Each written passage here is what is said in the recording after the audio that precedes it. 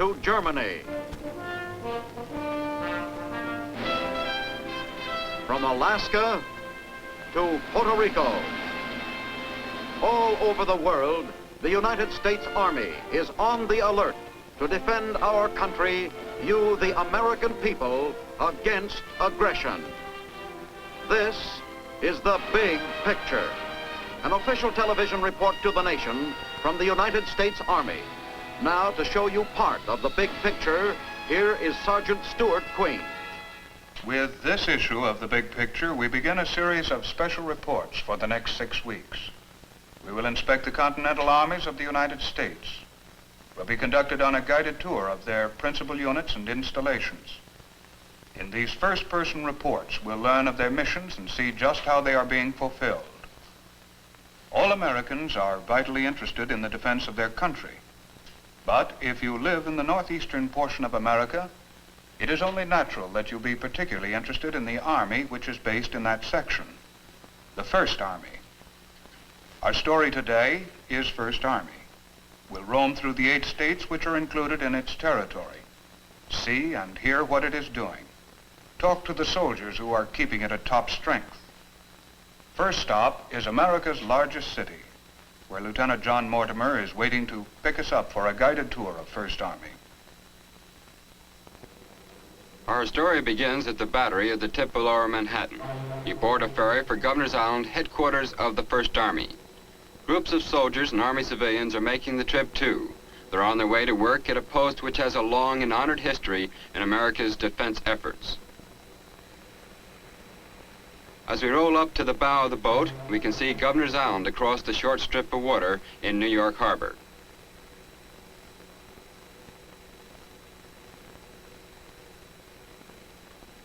The Statue of Liberty, symbol of freedom, is in constant view during the 6-minute ride.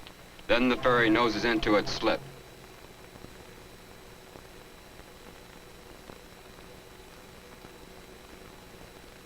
An MP welcomes you officially to Fort J, and you get your first look at the place, which was bought back in 1637 for 2 axe heads, a string of beads, and a handful of nails. It was a key spot in Washington's defense against the British in the Revolutionary War. Old cannon dot the landscape, and Castle William was a model bastion for the shore defenses in its day.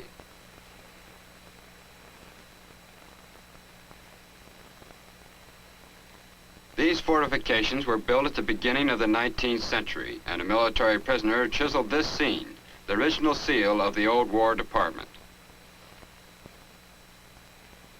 The moat, drawbridge, and sallyport are interesting historical relics from those early days of our republic, when private citizens helped the Army to build battlements such as these.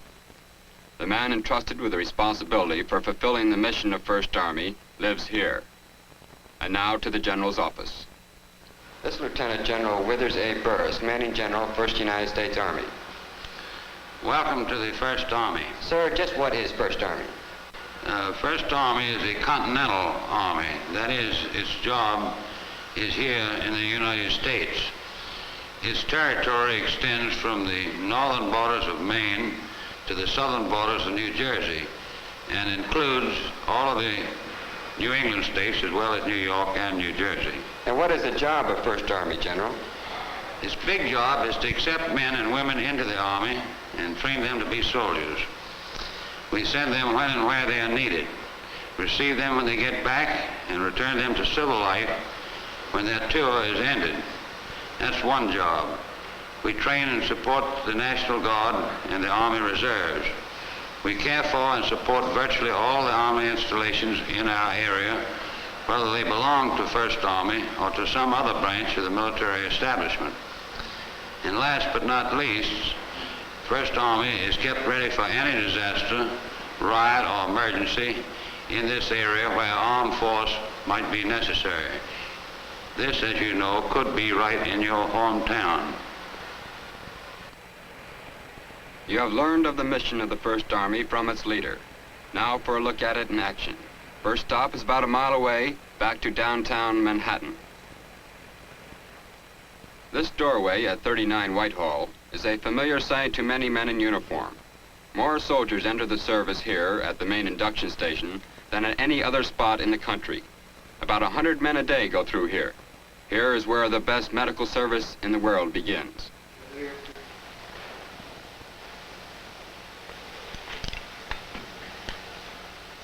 Open your mouth. Stick your tongue out. Short mouth to normal. Right down. Results of the physical examination are evaluated. Fine. That looks okay. You're physically qualified for the armed forces. But an important moment is yet to come. You men are about to be inducted into the Army of the United States. As I call your name, take one step forward. The step in itself constitutes your formal induction into the Army of the United States. You need make no statement. As I call your name, take one step forward. Kramer Harvey, Gerdes Gerhard, Polarstock Burton, Solov Bernard, Fisher Frank, Bull John. You men have now been inducted into the Army of the United States. Each and every one of you is now a member of the Army and amenable to all the rules and regulations as well as the Articles of War. In the military as in civilian life, you have certain rules and regulations which govern your conduct as individuals. In the military, they're known as Articles of War. These articles are numerous. There are 140 of them. They'll all be explained to you in detail when you get to Fort Dix. Now they're full-fledged soldiers in the Army of the United States and on their way to their new Army home, Fort Dix, 73 miles away.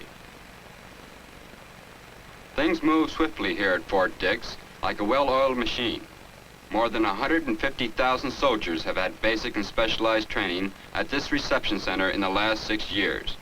Let's see what kind of an impression it makes on a new arrival. How's it fit there, soldier? Fine, sir, thank you. How long have you been in the service? This is my second day. Your second day. Well, you've just been in about 48 hours then. That's about it, sir. How do you like it? I like it very much, thank you. First Army does its best to correctly mold a man into a soldier. They give him a uniform that fits. College. And an interview to place him in the job he's best fitted for. That's right. June of 50 to 51. Yes. Passed the OCS test. Your hobbies? Do you have any? Yes, carpentry. Speak any foreign languages? No, sir, no. How many sports? You were active in high school or college? Yes, I played basketball.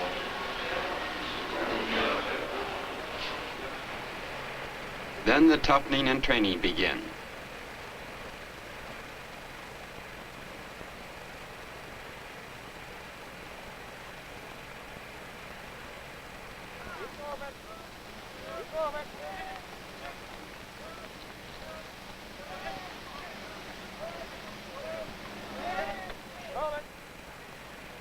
It is during this basic training that a man learns about his best friend in the Army, the M1 rifle.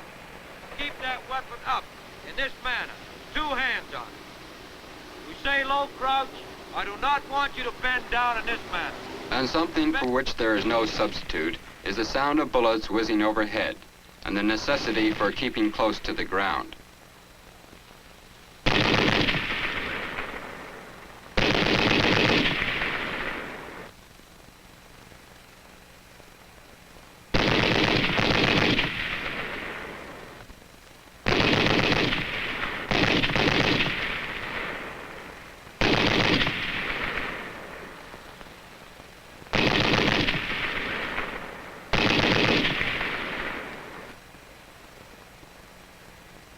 We wondered what kind of impact this made on a man going through fire for the first time.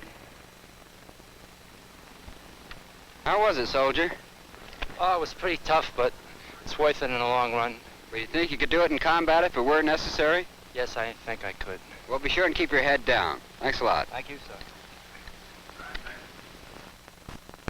Many skills are needed to maintain a well-trained army.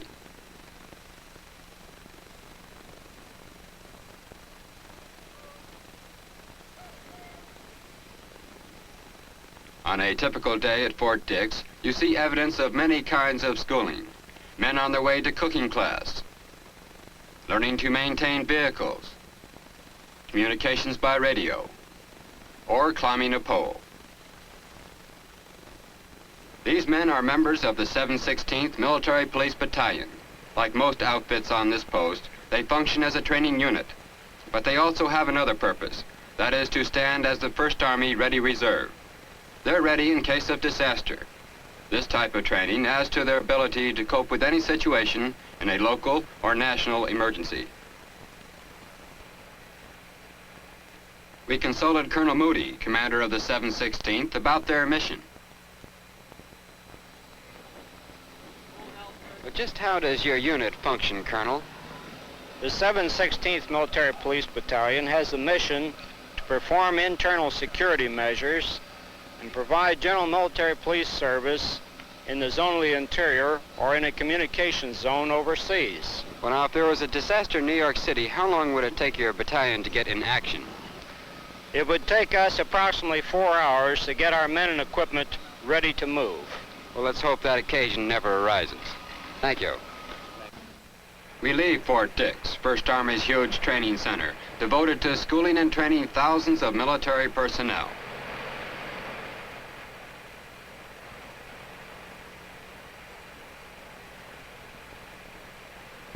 Our next stop, 43 miles to the east, to Fort Monmouth, the great signal center in the First Army area. Almost as important to an army as guns and the men to shoot them are rapid communications and the well-trained specialists to keep the messages moving. Fort Monmouth has grown as the Army's need for advanced methods of communications has grown. But more than miracles of communications have come from its laboratories. Firing devices and apparatus, too secret to mention, have been developed here for use by ammunition experts and bomb designers.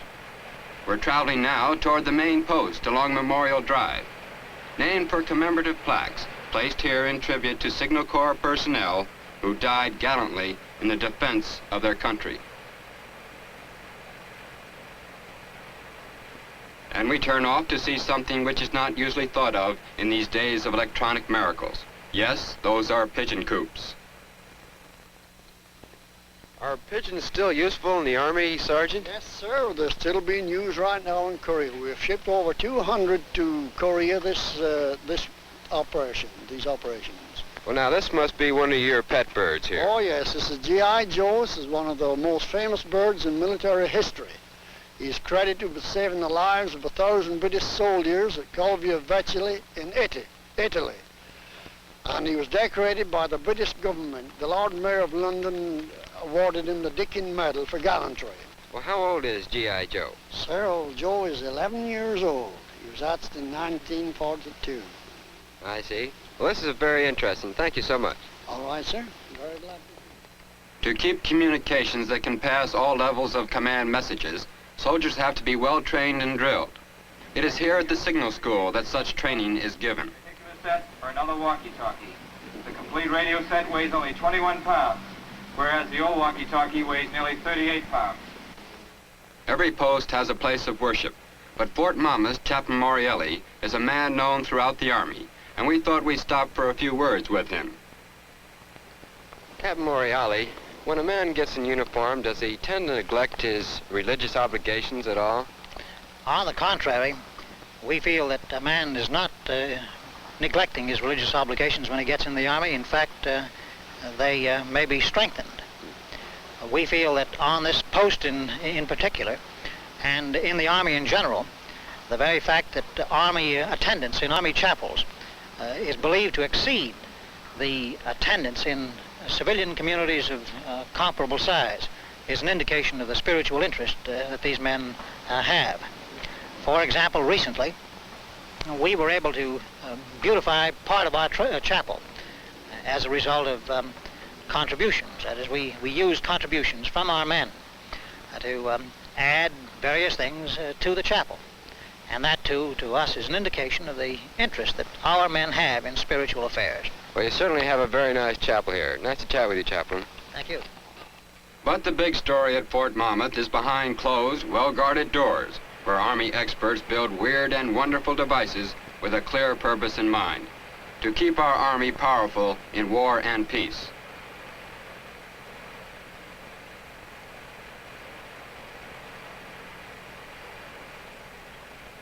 The work here at Fort Monmouth is giving great impetus to the modern miracle that is the world of the electron.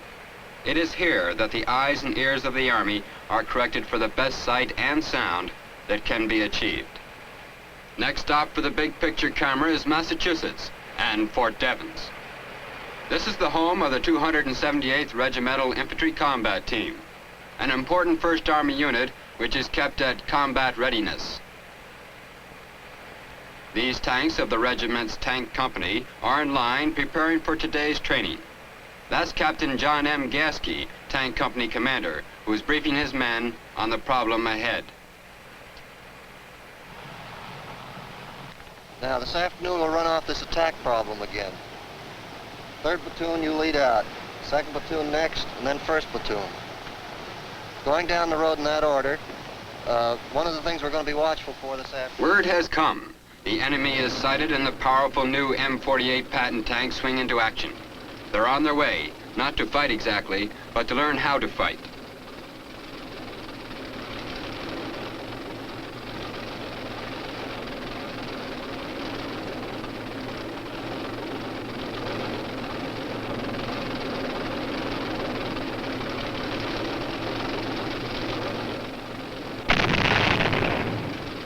But this tank has received a simulated direct hit, and there's been a casualty. The tank is pulled off to the side, and while the radio calls for a medic evacuation team, the injured man gets first aid. And almost before he can realize it, he hears the welcome noise of the whirlybird.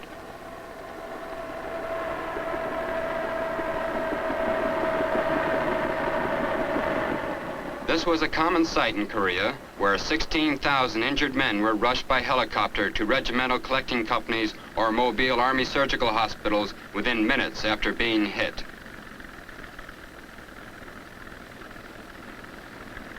This is the way lives are saved in battle, and this is one of the places where men learn how to do it. But now let's look at one of the most unique of the many training activities here at Fort Devans. The language unit, the only school of its kind in the Army where men learn to read, write, and speak English. This is my test. This is my test. These soldiers, some from Poland, Hungary, Romania, Estonia, Latvia, Ukraine, Czechoslovakia, and Russia, are in the United States Army and are learning how to speak, read, and write English here at Fort Devans. They joined willingly, and they've made good soldiers. This is one eye. This is my other eye. This is my other eye. This is my nose. This is my nose. This is Mr. Adams, director of the school. Mr. Adams, what motivates these men to join the American Army? Well, the reasons are many, but I believe fundamentally it is to fight against communism. And what might be another reason? Well, they have the opportunity to become citizens, you see. Well, how do they do that? At the end of 5 years, they're eligible to start in citizenship procedure. Well, after 5 years in the American Army, they can get their citizenship? Yes, they can. Can we talk to one of these men? Yes. Where are you from? From Estonia. And why did you join the American Army? To get away from communist countries and to become American citizen. Well, would you ever go back to that country? No. Well, good luck to you. The history of Fort Devans goes all the way back to 1657, when a British Army major founded a small settlement here. Fort Devans itself was established in 1917 and has been an important Army post ever since. We now leave Fort Devans and proceed to the Boston Army base, where our big picture camera takes us on a tour of a meat processing plant in operation. All food used in the Army is carefully inspected by Army personnel. The Veterinary Corps inspects all foods of animal origin, such as these beef carcasses. Most of this meat will go overseas to military personnel stationed there. This is Lieutenant Colonel George H. Zachary, who's Chief of Veterinary Activities in the Boston area. Colonel, what are you inspecting here? We're inspecting each beef carcass to determine whether it's the proper grade for Army contracts. And those are pretty rigid specifications, I gather. Yes, indeed. Each carcass must be inspected for the fat covering, for the conformation of the carcass, and for the quality of the meat. Well, what is the next step after the inspection? After this is completed, we move to the boning room. Okay, can we watch that operation? Yes, indeed. During this operation, all the meat going into the boning room is weighed. We do this so that we can be sure that the Army is getting all parts of the carcass that they're entitled to. This operation is the cutting table. All these cuts are inspected to make sure that they're properly trimmed, that all the fat that is supposed to be taken off is taken off, and at the end of this operation the cuts are ready for packing. Here we're making the hamburger component, or ground beef. All of the trimmings and so forth, which are not used for cuts, are put through two grinds. First a rough grind, and second a fine grind. And then they are packaged. That's right, they're then packaged and are ready for freezing. And then go overseas. That's correct. And soon it's on its way, all packaged, on its way to mess halls and mess kits the world over.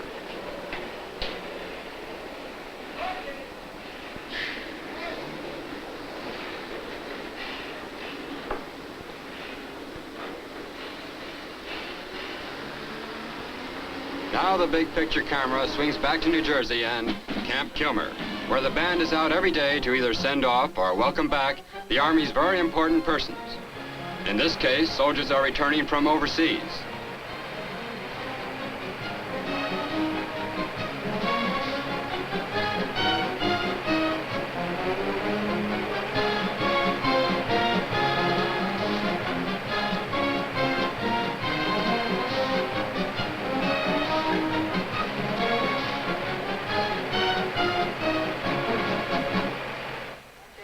Men on trains, leave the train with all your baggage. 4 and 2, 3 ranks outside facing away from the train, 6 feet out in the center of the car. For some of these men, one part of their military service is ending. They are at Camp Kilmer for transfer from active duty after 2 years of service. They'll soon become part of the Ready Reserve in their home states and available for further service in the event of a national emergency.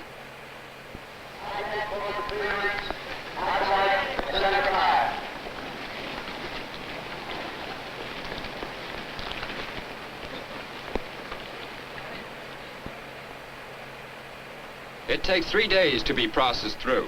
Here a man is informed of his remaining obligations to his government and of his government's obligations to him. And an important part of the transfer process is the counseling interview. Here a soldier gets information about insurance, employment, and any number of problems affecting his veteran status.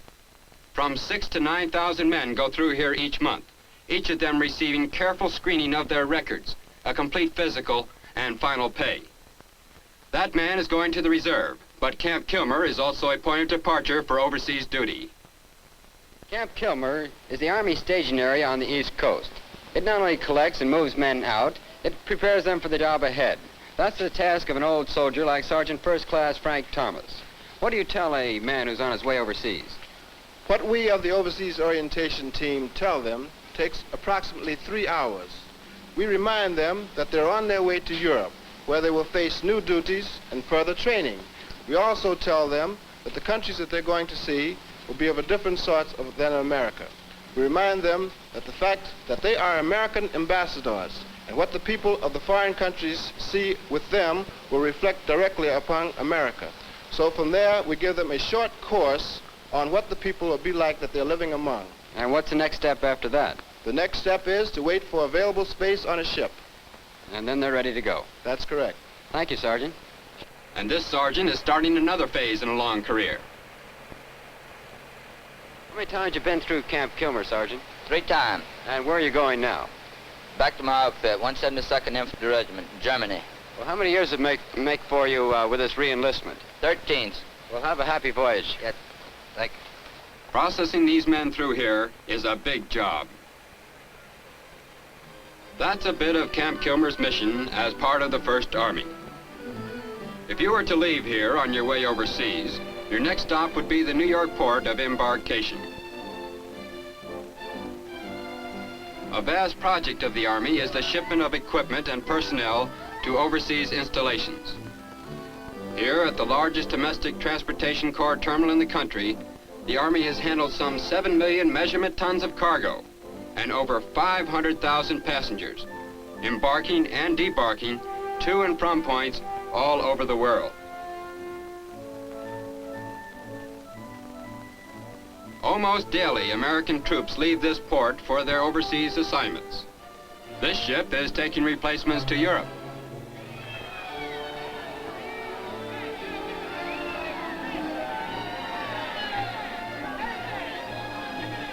Our visit to First Army ends where it began, in New York Harbor. From a tiny island, First Army controls a huge, complex military machine spread over 8 strategically important northeastern states. Operated by thousands of full-time soldiers and civilian specialists, all dedicated to America's greatest task, the fight for freedom. And that's the wind-up on First Army. We'll soon be on our way with a big picture camera to Second Army, where we'll see you next week.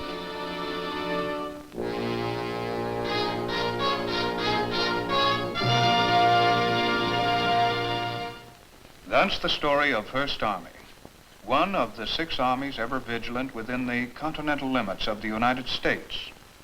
We've learned of its mission from its commander and spoken to officers and men who are helping to keep it functioning at the peak of efficiency and readiness. This has been the first of a special series of on-the-spot reports, as seen through the eye of the big picture camera. Next week, our camera lens will be pointing in the direction of another segment of our vast continental force, the Second Army. Once again, our guide will be Lieutenant John Mortimer. Now, this is Sergeant Stuart Queen, inviting you to tune in next week for another look at your Army in action on The Big Picture.